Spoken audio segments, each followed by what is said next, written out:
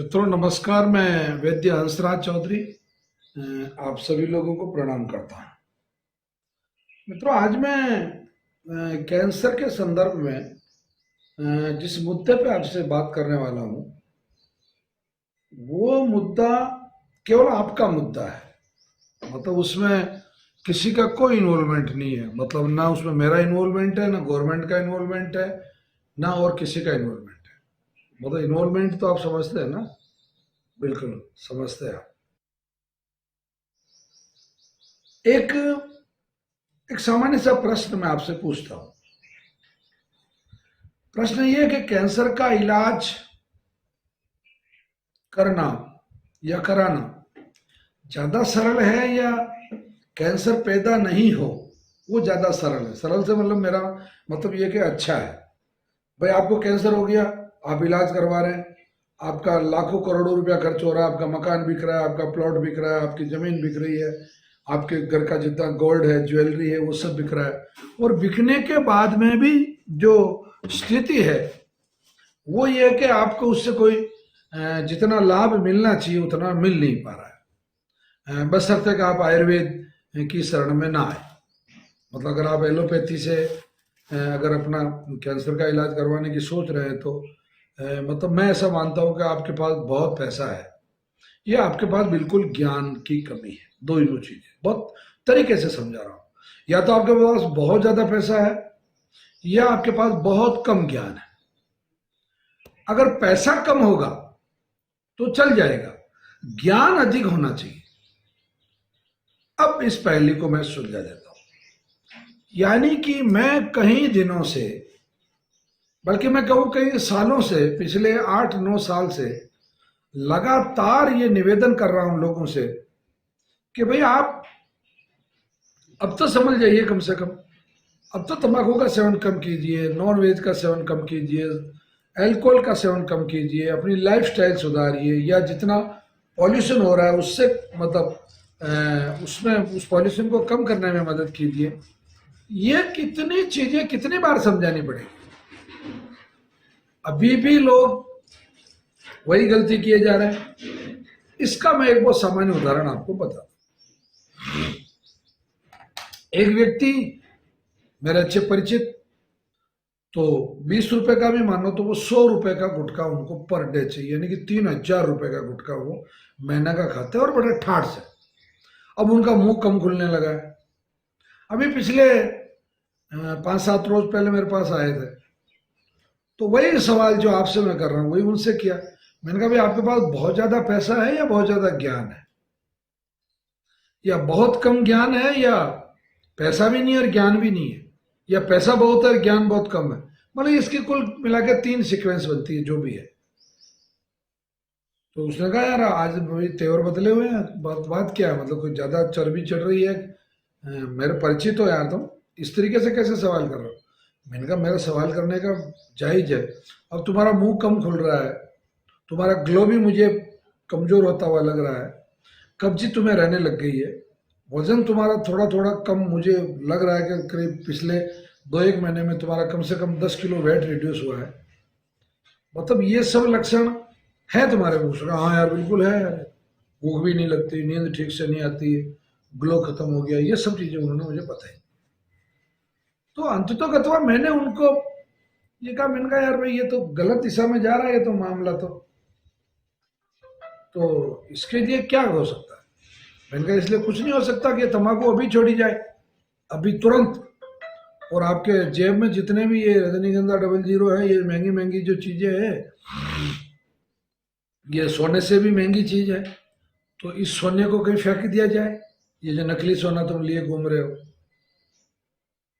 सब उसने फेंक दिया। मुझे डाउट हुआ कि इसको हो सकता है कैंसर है। अभी कल ही उसका फोन आया, बोला यार तंबाकू नहीं छूटती यार, कोई तरीका हो तो बताओ। और मुंह पूरा नहीं खुल रहा है, और अब तो मुंह में गिटकने में भी तकलीफ आने लगी, और मुंह में गाल में जो आपने जो छाला देखा था वो छाला काफी बड़ा हो गया। मैं कहा जब कैंसर हो चुका तुम्हारे को और तब भी तुमसे ये नहीं छूट रहा है, मतलब तब भी तुम वापस अपने मतलब ज्ञान को और अपने रुतबे को और अपने अदब को बीच में ला रहे हो, और कह रहे हो कि ये क्या बात है? मैं भैया इससे काम नहीं चलेगा, काम चलेगा तंबाकू छोड़ने से। तो कहने का अभिप्राय मेरा ये है कि आपको कैंसर जब दबोच लेगा तब तो आपके पास चांस ही नहीं रहेगा छोड़ने को। क्या छोड़ोगे आप दुनिया छोड़ दोगे फिर तो मैं ये कह रहा हूं कि आपको दुनिया नहीं छोड़नी पड़े, उससे पहले आप तंबाकू को छोड़ दीजिए, आप रिफाइंड ऑयल को छोड़ दीजिए, आप सफेद ये जो समुद्र का नमक है उसको छोड़ दीजिए, सफेद शक्कर को छोड़ दीजिए, गेहूं को छोड़ दीजिए, आप इस जहर को छोड़ दीजिए ना भाई। आप छोड़ दोगे तो कैंसर आपको छोड़ देगा, इस बात की मैं गारंटी लेता हूं। मैं गारंटी लेता हूं कि अगर आप तंबाकू, बीड़ी, सिगरेट, शराब वगैरह ये सब छोड़ देते हैं तो आपको कैंसर नहीं होगा, निश्चित रूप से नहीं होगा, बिल्कुल नहीं होगा। तो प्लीज अब आज फैसले की घड़ी है। आप अभी जो लोग इस वीडियो को सुन रहे हैं, जो देख रहे हैं, उन सबसे मेरा अनुरोध है कि अभी क्षण है, अभी तत्काल आपके पास जो जितना तंबाकू है, जितनी बीड़ी सिगरेट है, उसको आप फेंक दें, थ्रो कर दें, मन पे दृढ़ विश्वास रखें और बस छोड़ना है तो अभी छोड़ना है। कल तो किसी ने देखा ही नहीं है, कल तो आज दिन तक किसी आदमी की जिंदगी में आता हुआ मैंने तो नहीं देखा। बड़े बड़े सिकंदर मर गए, बड़े बड़े बादशाह मर गए, बड़े बड़े मतलब सेनापति मर गए, जिनको लोग रात दिन सल्यूट करते थे, उनका कल नहीं आया, तुम्हारा क्या कल आएगा? ये गलत फहमी में जी रहे हो, कोई कल नहीं आना, खत्म होना मतलब खत्म होना है। तो आज सुधरे, अभी सुधरे, तत्काल सुधरे, ताकि कैंसर आपका कल ना बिगाड़ सके, आपका भविष्य ना बिगाड़ सके। मित्रों, एक अभी पिछले कई दिनों से एक प्रश्न हमारे पास लगातार आता है कि नीम और हल्दी की जो टिक्किया बना के, गोली बना के लेने का जो वीडियो मैंने डाला था, उसका बहुत अच्छा रेस्पॉन्स आया। तो उसमें 90% लोगों को तो उसमें कोई तकलीफ नहीं आ रही है। पर इस बात को, इस वीडियो को बहुत ध्यान से सुनना। नीम और हल्दी की जो गोली बनाने का जो वीडियो था, वो बहुत अच्छा रेस्पॉन्स मतलब लोगों में आया। लोगों के फोन आते हैं, लोग यहाँ जब आते हैं, मिलते हैं, वो कहते हैं साहब हमारे कैंसर में बहुत तेजी से सुधार हो रहा है। परंतु 10% लोगों को उसमें समस्या आ रही है। समस्या उसमें ये आ रही है कि वो लोगों ने वो कहते हैं कि साहब हमें वो गोली लेने के बाद में उल्टी होती है, मतलब उल्टियां हो जाती है। तो फिर उनको हमने एक समाधान बताया कि आप ऐसा कीजिए, सुबह पहले जब आप जूस बनाते हैं, उस जूस में उस गोली को डाल दीजिए। मतलब गोलियां भले आपने एक साथ बना ली, उससे कोई फर्क नहीं पड़ता, तो वो जो गोली है वो आपने उस जूस में बना ली। मतलब जब मिक्सी में आप जूस ग्राइंड कर रहे हैं तो उसमें आपने नीम के पत्ते भी डाल दिए और हल्दी भी डाल दी। एक तरह से वो हो गया सूत्र, क्योंकि उसमें कच्ची हल्दी का बहुत महत्व है इस वाले मतलब नीम की, क्योंकि दोनों ही बायो फॉर्म में है। तो आपको जो कच्ची हल्दी जो मिलती है, गीली हल्दी जो है, वो हल्दी भी आप उस जूस में डाल दें और ये नीम के पत्ते भी उसमें डाल दें, तो भी आपका एक समाधान हो जाएगा। दूसरा तरीका, आप लोग इसमें अगर आपको बहुत ज्यादा ही उल्टियां होती है तो एक और नया तरीका और है कि आप नीम ले लें, हल्दी ले लें और उतनी ही मात्रा में पुदीना ले लें। पुदीना जो है वो आप ले लें। तो ये पुदीना जब आप उसमें मिला लेंगे तो ये पुदीना एंटीऑक्सीडेंट भी होता है, वॉमिटिंग भी बंद करता है और आपकी बॉडी के अंदर पानी का जो रेशियो है उसको बिल्कुल बराबर बना के रखता है। तो आप पुदीना भी ले सकते हैं, मतलब पुदीना भी उसके साथ में मिक्स कर लें। आप चाहें तो उसमें लौंग भी मिला सकते हैं। जैसे आपने हल्दी ले ली, पुदीना ले लिया, और जिस रेशियो में आपने, जैसे 50 ग्राम हल्दी ले ली, 50 ग्राम आपने नीम के पत्ते ले लिए, 50 ग्राम पुदीना ले लिया, तो इन सब में आप आधा ग्राम बोल रहा हूं मैं, आधा ग्राम लौंग भी ले लें और लौंग मिला लें उसमें। तो इससे भी आपकी मतलब वॉमिटिंग नहीं होगी आपको। तो ये वॉमिटिंग वाली जो समस्या है, इससे आपका समाधान हो जाएगा। एक कुछ लोग उसको छाया में, एक दो लोगों में ये गड़बड़ पकड़ी गई कि उन्होंने उसको 10-15 दिन तक छाया में सुखाए रखा। ये बिल्कुल रॉन्ग प्रैक्टिस है। आपको बनाते ही मतलब आप 5-10 मिनट के लिए छाया में रख लें उसको, बाकी उसको बाद में धूप में रखें और धूप में उसको अच्छा सा सूखने दें। धूप में उसे अच्छा सा सूखने दें। वो सूखने के बाद में बिल्कुल आप जिस तरीके से गोली लेते हैं, सामान्य आयुर्वेद की, एलोपैथी की कोई भी गोली लेते हैं, उस तरीके से आप आराम से, आसानी से ले सकते हैं। तो इसमें आपको किसी प्रकार की कोई परेशानी नहीं आएगी। तो मैं पुनः आप लोगों से निवेदन करता हूं कि हल्दी, और क्योंकि डॉक्टर राजीव भाई दीक्षित ने इस पे बहुत लंबा चौड़ा प्रकाश डाला है और उन्होंने हजारों रोगियों के साथ में इस प्रयोग को किया है और नवग्रह आश्रम ने भी हजारों रोगियों के साथ में इस प्रयोग को किया है और बहुत अच्छे रिजल्ट हैं। तो ये मेरा स्वयं का मतलब मेरे निर्देशन में या मेरे देख रेख में और मैं फॉलोअप में कई पेशेंटों को हमने ये चीज़ दी है और इसके बहुत अच्छे रिजल्ट हैं। तो आप लोग भी प्रयास करें कि इस प्रकार से अगर उल्टी होती है तो उसमें पुदीना मिला लें या लौंग मिला लें और उसको अच्छा सा सुखाएं। और अगर ये ऐसा सब कुछ नहीं कर सकते तो सुबह पहले जो जूस बनाता है उस जूस में इन चीज़ों को आप समावेशित कर लें ताकि आपको उल्टी की जो समस्या है उसका समाधान हो जाए।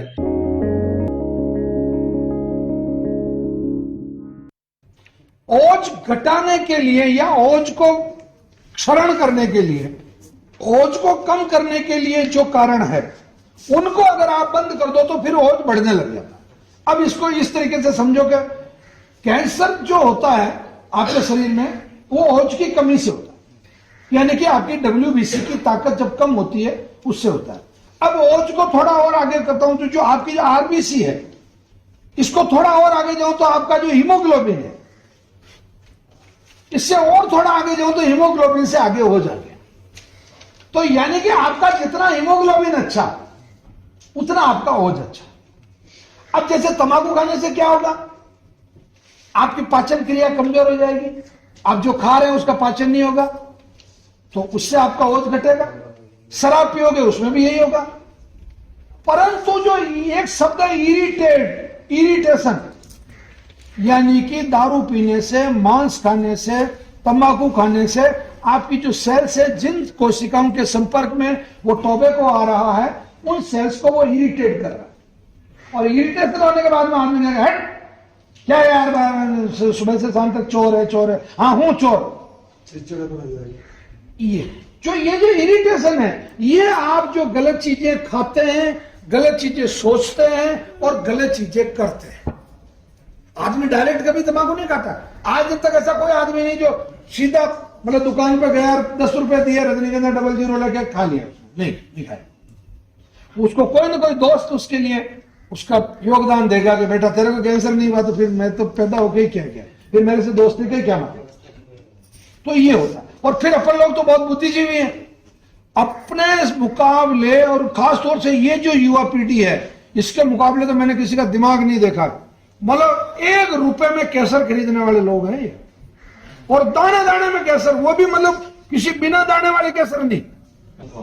शाकाहारी है और ये गांव में भी रहती है। हाँ। तो फिर इनके होने का, कैंसर होने का कारण क्या हो सकता है? जी, इनके कैंसर होने का पहला जो कारण है ये जो 2.5 रुपए किलो का जो गेहूं आ रहा है, सेल्फोस का रखा हुआ गेहूं है। मतलब सरकार पंजाब से, हरियाणा से, उत्तर प्रदेश से, बिहार से या राजस्थान से जो गेहूं खरीदती है, मध्य प्रदेश से, उस गेहूं को 4 साल तक 3 साल तक सुरक्षित रखने का पता नहीं कौन सा IAS का दिमाग है, ये मुझे आज तक पता नहीं है। उस गेहूं का संरक्षण करने के लिए, यानी कि उसमें घुन ना लगे, उसके लिए जो सेल्फोस टैबलेट रखी गई, क्योंकि आपका जो गेहूं है वो लाइव है, जिंदा जीवित है, उसमें 10% मॉइस्चर है और उसको अगर आप बोते हैं तो वो हमें जर्मिनेट होता है और जर्मिनेट होकर वो पौधा बनता है, उसमें वापस बाली आती है और वो फिर गेहूं पैदा करता है, मतलब वो जीवित है। उस जीवित को आप सेल्फोस दे रहे हो श्वास में। तो एक तो वो गेहूं हो गया। आजकल जितना भी बाजार में आटा आ रहा है 95% जो बाजार का जो आटा है उस आटे में आपको सेल्फोस मिलेगा। एक कारण। जो सब्जियां माता जी ने खाई, क्योंकि सबकी सब सब्जियां तो गांव में इन्होंने अपने घर पे नहीं उगाई, तो वो जो बाजार से जो एंडोसल्फान, रोगो और वो जो जितना भी BSC, DDT ये जितना केमिकल था वो आया। तीसरा, माता जी ने जिंदगी में आधी उम्र भी वो नहीं खाया होगा सेंधा नमक, क्योंकि बाजार से टाटा की, क्योंकि वो तो कैटरीना कैफ तो आप लेके आए रसोई में, तो वो जो कैटरीना कैफ आप लेके आए उसकी सजा माता जी को मिली, क्योंकि वो जो समुद्र में जितना मरकरी है, जितना लेड है, जितना DDT है, जितने जो मतलब ये सल्फर डाइऑक्साइड है, जितने टॉक्सिक्स है, मतलब जितने जहर है, वो आपने सफेद नमक के रूप में खाए। इंडिया के 105 जिले जिनके पानी में सबसे ज्यादा नाइट्रेट है,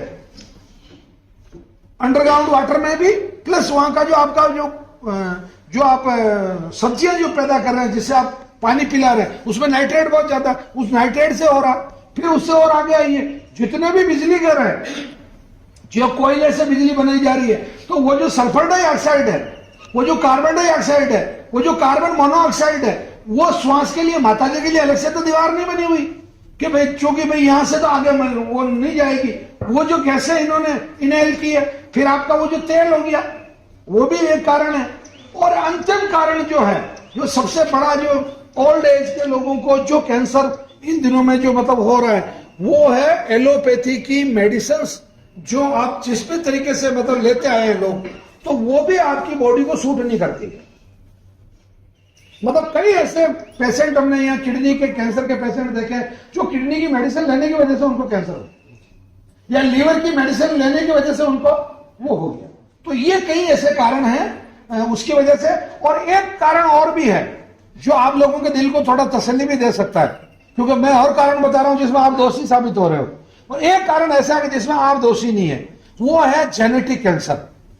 यानी कि 7.5% लोगों को, 100 में से 7.5 लोगों को, ऐसे लोगों को कैंसर होता है जिनके दादा दादी, दादाजी दादी जी, नाना जी नानी जी और माता जी और पिताजी, इन 6 लोगों को, क्योंकि पुराने जमाने में जांचें नहीं होती थी, हॉस्पिटल ही नहीं थे, और अब जैसे कोई बड़ी गांठ हो गई तो लोग कहते तो इसको पाप फूट गया था, ठीक है, या पता ही नहीं चला, पेट में हुआ, लीवर मतलब ऐसा फूल गया, पेट में पानी भर गया, अब साहब इलाज ही नहीं है, जब साधन ही नहीं था, तो साधन नहीं था तो फिर बात ही खत्म हो गई। अपना इलाज खुद करें श्रृंखला में मैं आज आपको जिस सब्जी का नाम बता रहा हूं, वो नाम लेते ही आप कह देंगे अरे साहब ये तो डायबिटीज को ठीक करता है। हाँ बिल्कुल आप सही सोच रहे हैं। करेला, मतलब करेला जो है जिसे पीत पुष्पा भी कहा जाता है आयुर्वेद में, और ये सब जगह अवेलेबल है, और ये पूरी दुनिया में उगाया जाता है। मतलब करेला की जो लता है वो आपकी पूरी दुनिया में आपको मिल जाएगी। मतलब इसके सीजनल भी होते हैं, और कुछ ऐसी वेराइटीज भी हैं कि जो 12 महीने जिस पे करेले आपको मिलते हैं। करेले में लंबी वाले करेले की भी कुछ किस्में हैं, और गोल वाले करेले की भी कुछ किस्में हैं। तो पहला जो करेले का औषधि उपयोग है वो डायबिटीज के लिए, बिल्कुल आपका सोचना सही है।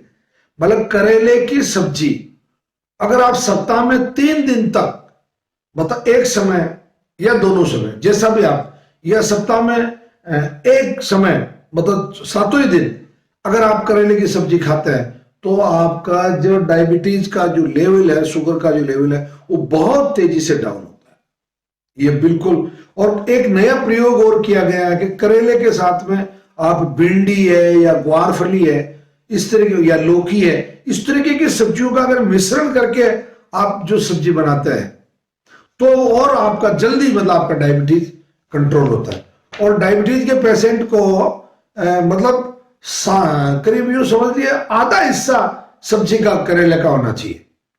मतलब वो कुल उसके द्वारा खाई जाने वाली हरी सब्जियों में आधा हिस्सा मतलब करेले का अगर होता है, तो आपका डायबिटीज जो है वो बहुत जल्दी मतलब कंट्रोल होता है। दूसरा इसका जो औषधि उपयोग, आपके पेट में जो कृमि पड़ जाए, कृमि होते हैं, फीता मतलब टैप वर्म, और मतलब यूं कहें कि आपके पेट में जो कीड़े पड़ जाते हैं या कृमि पड़ जाते हैं आंतों में, और वो आपका जो आहार है उसको वो ग्रहण करते रहते हैं, और धीरे धीरे आप कमजोर होते जाते हैं, आपका वजन कम होता जाता है। तो और आपको, तो ऐसे कीड़े अगर आपके पेट में पड़ गए, कृमि अगर आपके टैप वर्म है या फीता कृमि है या गोल कृमि है, कई तरह के ये वर्मी होते हैं, तो इसको मारने के लिए करेले का जो रस है वो अगर आप पीते हैं, मतलब करीब एक व्यक्ति 150 ml रस अगर करेले का शाम को सोते वक्त, ये पीना आपको सोते वक्त है, खाना खाने के बाद में जब आप सो रहे हैं तो करेले का रस पी लें, तो और ऐसा 5-6 दिन तक आप करते हैं, तो आपके जितने भी कीड़े हैं वो मर जाते हैं। या फिर सुबह आप उठते ही पी लें और उसके घंटे 1.5 घंटे तक कुछ भी ना खाए पिए, तो आपके कीड़े मर जाते हैं। सोजिश अगर आपकी बॉडी में कहीं पे भी है, तो आप प्रातःकाल हमेशा 200 ग्राम पत्तों का, इसके या तो पत्तों का या फल का अगर आप रस निकाल के पीते हैं, तो आपकी जो बॉडी के अंदर किसी भी प्रकार की स्वेलिंग है उसको ये खत्म करता है। किडनी को बहुत ज्यादा फायदा करता है ये। मतलब करेला का जो जूस है किडनी को, मतलब किडनी के लिए अमृत है ये। मतलब जिन लोगों की किडनी में प्रॉब्लम है उनको बहुत फायदा करता है। जिनके कान में लगातार दर्द होता है, कान दर्द जिनको बना रहता है या सुनने में कम सुनाई देता है या मवाद वगैरह होता है, तो इसका जो रस है, इसके पत्तों का, इसके फूलों का, फल का वैसा रस निकाल के और आप मतलब कान में डालिए 3-3 बूंद और थोड़ी देर बाद वापस निकाल दीजिए। तो ये मतलब आपका जो इन्फेक्शन है कान का, जैसे मवाद आना है, ये है, उसको बिल्कुल खत्म करता है। बहुत अच्छा फायदा करता है। कई पेशेंटों पे हमने इस प्रयोग को किया है, बहुत सफल रहा ये। तो आप ये कर सकते हैं। एक आप जो मतलब पुराना गठिया रोग अगर किसी को है तो इसका 100 ml रस लेके और उसमें 10 ग्राम राई डाल दें। राई को पीस के मतलब उसमें आप डाल दें और 5 ग्राम अजवाइन, 5-10, अब सुन लीजिए, 100 ml करेले का रस, 10 ग्राम राई और 5 ग्राम अजवाइन, ये तीनों का मतलब आप मिश्रण करके और सुबह पहले बिल्कुल भूखे पेट और रात को सोते समय अगर आप करते हैं तो आपको जबरदस्त फायदा होता है। मैं आपको ये दावे के साथ कह रहा हूं। मतलब जो गठिया बाई में कई लोगों को मतलब इसमें फायदा हुआ है, तो आप इसको जरूर करें। पीलिया जिन लोगों को है, पीलिया मतलब जिसको जॉइंटिस बोलते हैं, लीवर जिनका गड़बड़ है, उनको करेले की सब्जी और करेले का रस बहुत अधिक फायदा करता है। तो उन पीलिया वाले रोगियों को भी मतलब इसका इस्तेमाल रस के रूप में भी करना चाहिए, जूस के रूप में और सब्जी के रूप में भी करना चाहिए।